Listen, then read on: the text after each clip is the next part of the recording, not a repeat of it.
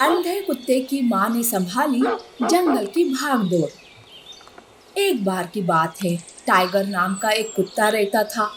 Tiger बहुत ही डरपोक था, जिसे देख उसके साथी उसका मजाक उड़ाते थे।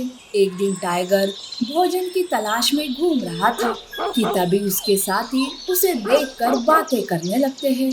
अरे वो देखो टाइगर आ गया, भागो भागो। इसका नाम तो टाइगर है, पर इसकी हरकतें चूहे वाली है। इस कमबख्त की वजह से हमारी बिरादरी का नाम खराब हो रहा है। गधा कहीं का, चला जा यहाँ से। यूं उसके साथी उसे वहां से भगा देते हैं। टाइगर उदास होकर वहां से भाग जाता है। यूं भागते भागते वो जंगल में काफी दूर चला जाता है।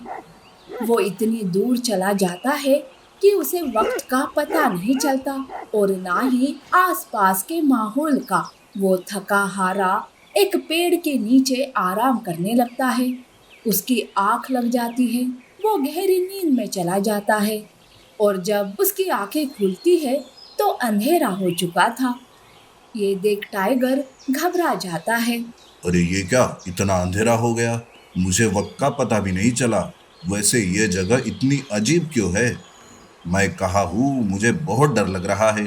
अब मैं क्या करूँ? यूं वो अपने आप में बोल ही रहा था कि पेड़ पर बैठा चिंटू नाम का बंदर ये सब सुन लेता है।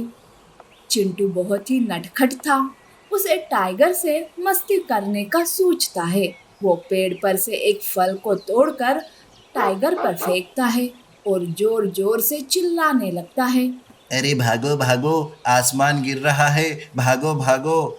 यह सुनकर टाइगर और भी डर जाता है और जोर जोर से भौंकने लगता है।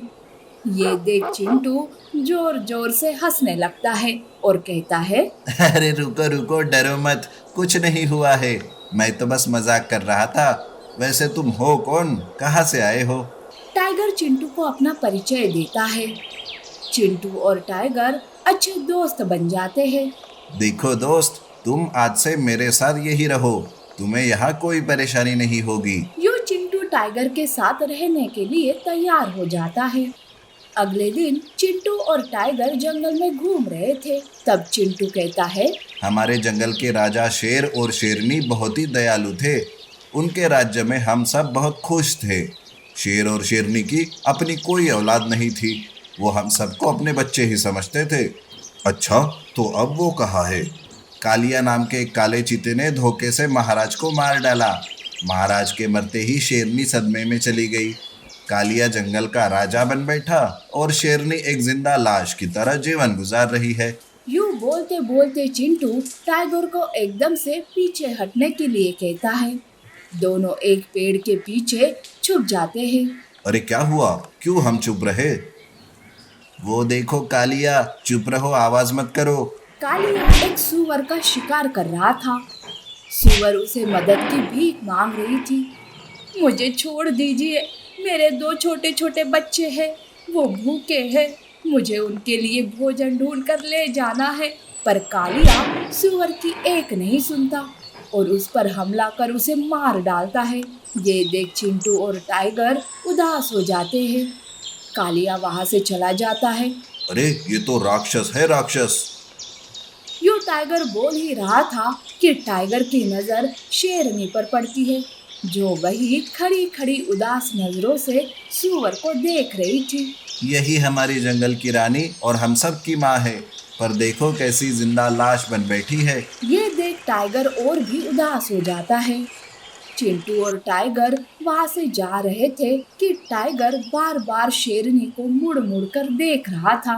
टाइगर और चिंटू अपने अड्डे पर जाते हैं, पर टाइगर का मन बार बार शेरनी के बारे में ही सोच रहा था। टाइगर वापस शेरनी को देखने जाता है।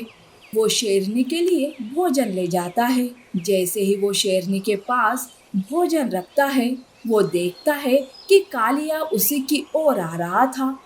ये देख टाइगर झट से पेड़ के पीछे छुप जाता है। शेरनी में कोई हलचल नहीं थी।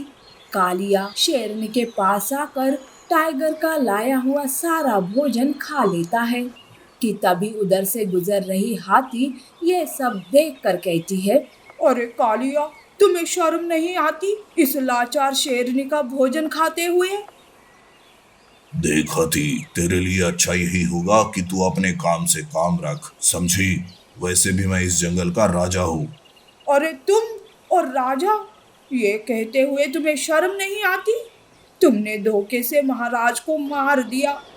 वैसे सच्चा राजा वही होता है जो सामने से वार करता है। तुम तो कायर हो, कायर।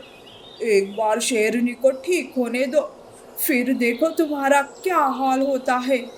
ये सुनकर कालिया को बहुत गुस्सा आता है और वो हाथी पर हमला कर उसे घायल कर देता है। हाथी नीचे गिर जाती है। तब कालिया कहता है, देखा मुझसे पंगा लेने का अंजाम।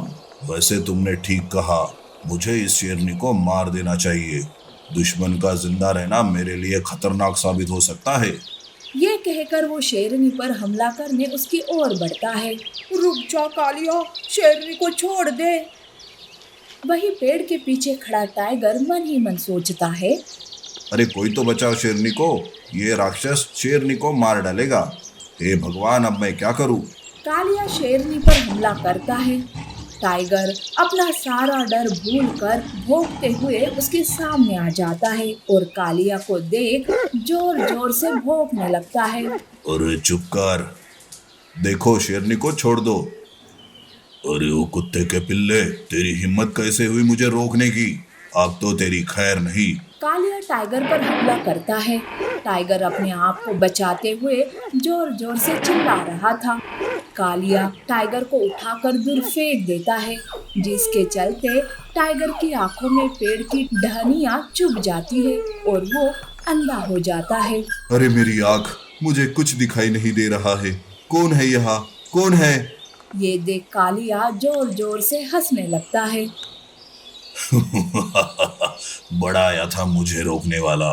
टाइगर की दर्द भरी आवाज जैसे ही शेरनी के कानों में पड़ती है, वो दहाड़ मारते हुए खड़ी हो जाती है। ये देख कालिया चौंक जाता है। हाथी खुशी से जोर जोर से पुकारते हुए सारे जानवरों को वहां इकट्ठा करती है। अरे ओ कालिया, तूने धोखे से मेरे पति को मार डाला, मासूम जानवरों पर जुल्म किया। अब तो तेरी खैर नहीं। यूं शेरनी कालिया पर हमला करती है और उसे मार डालती है। ये देख हाथी और बाकी के जानवर खुश हो जाते हैं। शेरनी भागते हुए टाइगर के पास आती है। तब टाइगर कहता है, कौन है देखो, मेरे पास मत आना। मैं कहता हूँ मेरे पास मत आना। टाइगर को कुछ दिखाई नहीं दे रहा था। तब शेरनी कहती है, बेटा डरो मत, मैं तुम्हारी माँ हूँ। आज से मैं तुम्हारी देखभाल करूँगी। तुम्हें कभी कोई तकलीफ महसूस नहीं होने दूंगी। ये सुनकर सारे जानवर खुश हो जाते हैं। चिंटू उल्लू वैद को लाता है। उल्लू वैद टाइगर के जख्मों पर मरहम लगाता है। यूं कुछ दिनों बाद टाइगर के जख्म तो ठीक हो जाते हैं, पर वो अभी भी अंधा था। यूं एक अंधे कुत्ते की माँ जंगल की भागदौड़ संभालते हुए अपने बेटे का पूरा पूरा ख्याल